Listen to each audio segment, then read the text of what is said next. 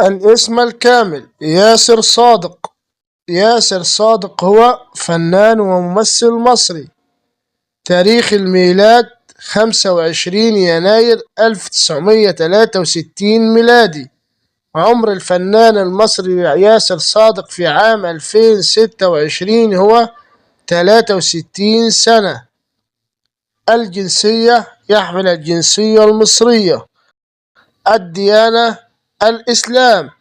الحالة الاجتماعية: متزوج. المدرسة الأم: المعهد العالي للفنون المسرحية.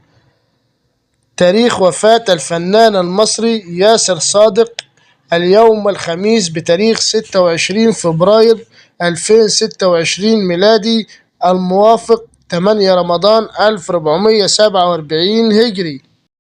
سبب وفاة الممثل ياسر صادق: بعد مروره بأزمة صحية على مدى الأسابيع القليلة الماضية،